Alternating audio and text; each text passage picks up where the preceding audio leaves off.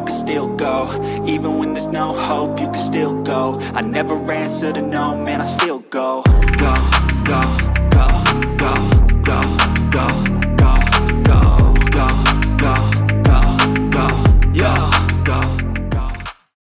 Marcelino Ferdinand kembali menunjukkan aksi gemilang bersama Oxford United U21.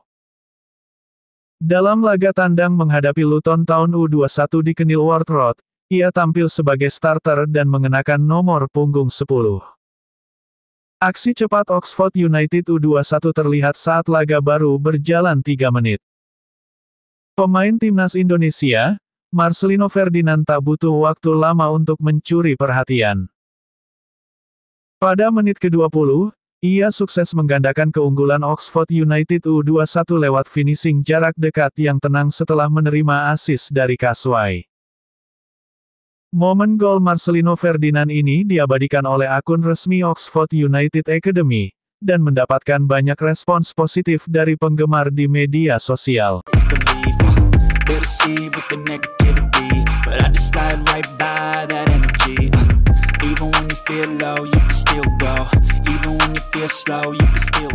Pengamat sepak bola tanah air, Roni Pangemanan, mengabarkan ada kemungkinan pelatih timnas Indonesia U23, Gerald van den Berg, memanggil pemain-pemain abroad untuk Piala AFF U23 2025 yang digelar di Jakarta dan Bekasi pada 15-31 Juli tahun 2025.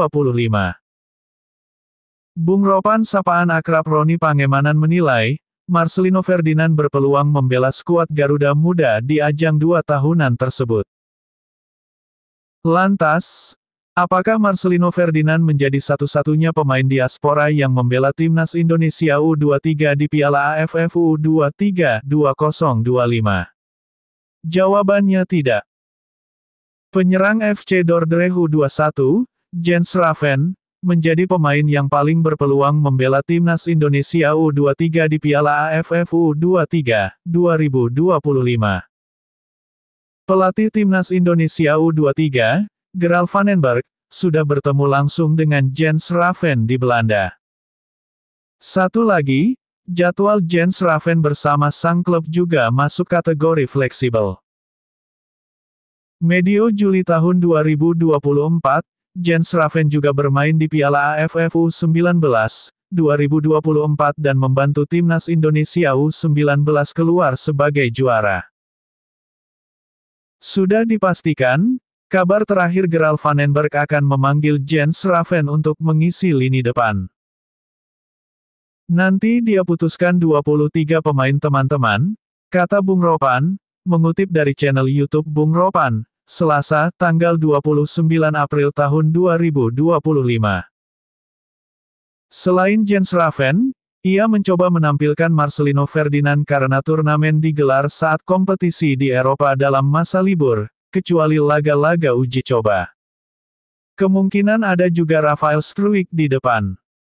Kalau pemain abroad lainnya ada Tim Geipens dan Dion Marks, lanjut Bung Ropan. Namun, potensi Marcelino Ferdinand dan nama-nama lain absen juga cukup besar. Sebab, klub-klub Eropa biasanya tengah menggelar laga pramusim pada Juli tahun 2025.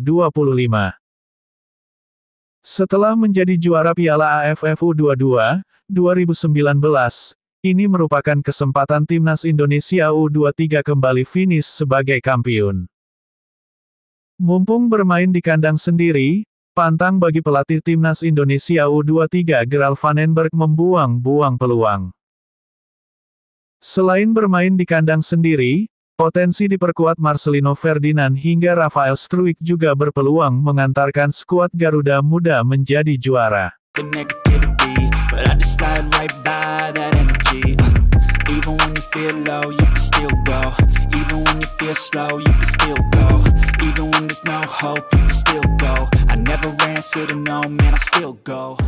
Patrick Kluivert belum menentukan pemain-pemain mana saja yang akan bergabung membela timnas Indonesia pada Juni mendatang.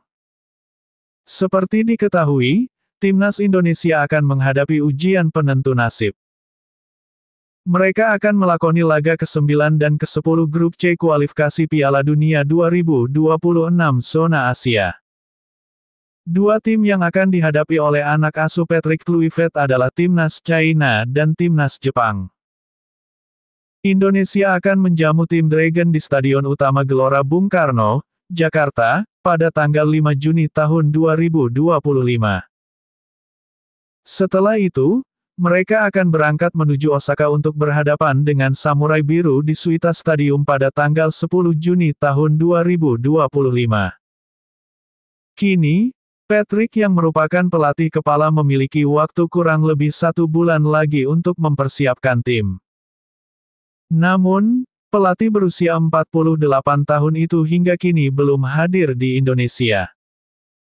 Alhasil, PSSI langsung memberikan pesan penting kepada legenda Ajax Amsterdam dan FC Barcelona tersebut. PSSI meminta sang pelatih asal Belanda untuk lebih cepat hadir di tanah air agar bisa mempersiapkan tim. Permohonan itu disampaikan langsung oleh Sekretaris Jenderal, Yunus Nusi. Di lain sisi, Yunus juga mengatakan bahwa sang pelatih juga belum memberikan daftar pilihan pemainnya. Hingga kini, belum diketahui siapa saja pemain yang akan membela skuad Garuda pada periode Juni nanti. Sebelumnya, Patrick dan jajaran kepelatihan membuat gebrakan baru pada periode Maret lalu. Mereka memanggil pemain milik Dewa United, yakni Septian Bagaskara. Akan tetapi, Septian masih belum mendapat kesempatan melakoni debut bersama tim Merah Putih. Sebab, Patrick sama sekali tidak memberikannya menit bermain.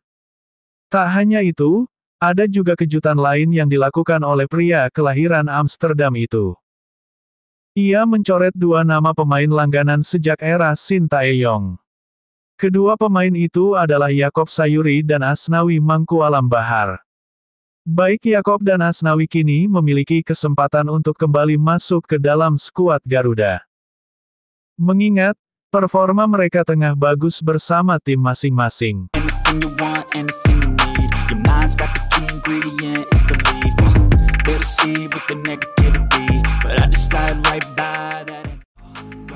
Beberapa waktu lalu publik tanah air dikejutkan dengan kabar ketertarikan klub Liga Malaysia terhadap Eliano Regenders. Bukan klub sembarangan, salah satu tim yang punya sejarah panjang di belantika sepak bola negeri jiran, Malaysia. Klub yang dimaksud adalah Selangor FC, berawal dari cuitan jurnalis Malaysia, Afineswaran Taharu Melengam. Menurutnya, Selangor FC tengah memantau Eliano Regenders dan berencana memboyongnya di musim depan.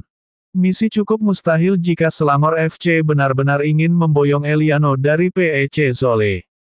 Sosoknya masih rutin bermain untuk klub Eredivisie itu, dari 30 laga telah memainkan 17 pertandingan. Meski 10 laga diantaranya dimulai dari bangku cadangan, usianya baru 24 tahun, ia masih punya prospek cerah ke depannya.